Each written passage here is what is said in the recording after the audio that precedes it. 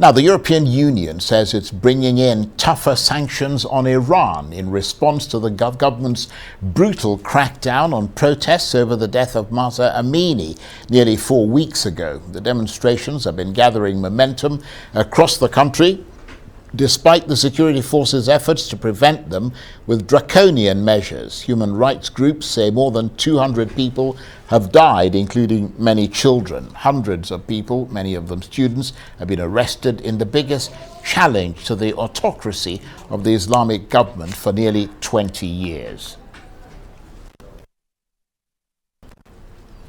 Well, more on this, let's speak to Leila Jazieri from the Association of Anglo-Iranian Women. She joins me now from London. Thank you very much indeed for joining us. And as the din of protests seem to be getting louder in Iran, help us build a picture of what is really going on there nearly 1 month after 1 month of demonstrations. Well, today, on the day of 27, the protests in the capital Tehran, in various locations, and cities across Iran continued. As you know, university students and school students joined the uprising 2 weeks ago. But what is significant is that on Monday, the workers in gas and oil production have gone on a strike and joined the uprising. The workers in Abadan refinery, southeast of Iran, the largest Iran's refinery, as well as workers in Bushehr Asaluye, world's largest gas production area and the main economic base of the regime, they went on strike. This is significant because it would cost the regime economically.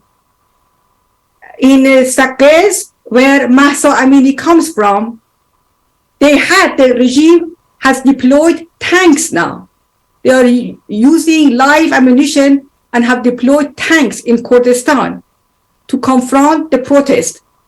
The protesters are now united from across Iran, various sectors, and now we have these strikes in the oil and gas industry, all united, targeting Khamenei in particular.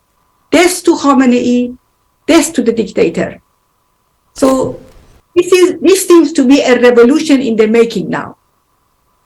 You say a revolution in the making, but are you concerned that most security forces still appear to be loyal to the regime and are cracking down on these demonstrations, and with mass arrests, tear gas and bullets that'll make it almost impossibly difficult for the protests to go much further?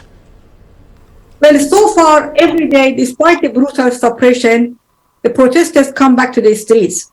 Let's not forget that the regime itself had announced on various occasions, various officials, that this regime only has the support of less than 4% of the people.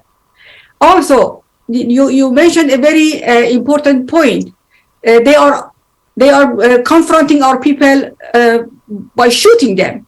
What needs to be done now is for the world to hear the voices of Iranian people. What they need their rights to defend themselves, their legitimate rights to defend themselves, by all means to be internationally recognized. This is important. This is one factor I wanted to highlight.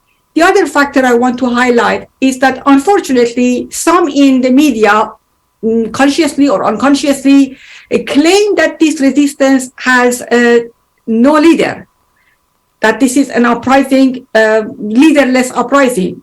This is a big mistake.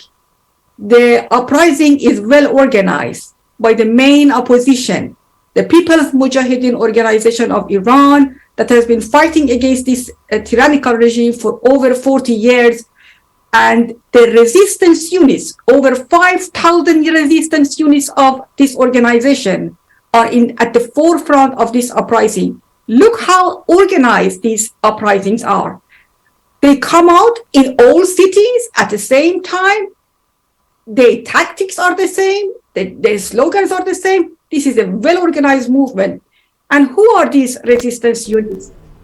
They were formed in 2014, originally only to break the atmosphere of terror.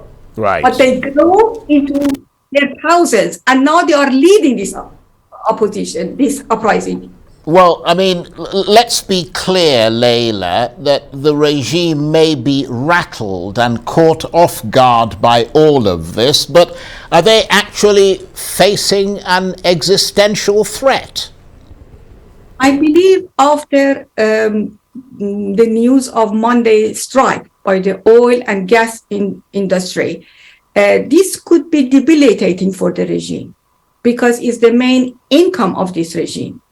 And on the other hand, of course, the main criteria, what determines the outcome of this uprising are the people, the protesters at the scene. We are seeing that every day, despite brutal suppression, over 400 deaths, 20,000 arrests, they still go back. They say we have nothing else to lose. Unless we get rid of the entirety of this regime, we will not go back home. So you can see what is happening at the scene in Iran. The protesters come back. The youth, the women, they are brave, they are determined, they have high fighting spirits. They are not going to give in. And now we have the strike in the major economic, which would be the major economic blow for the regime. They have joined the strike. Right. If others also join, the days are numbered. The days of this regime is numbered. Well, we appreciate your updates and your analysis every time you find the time to talk to us, Leila. Thank you very much indeed. And Leila Jazayeri is from the Association of Anglo-Iranian Women.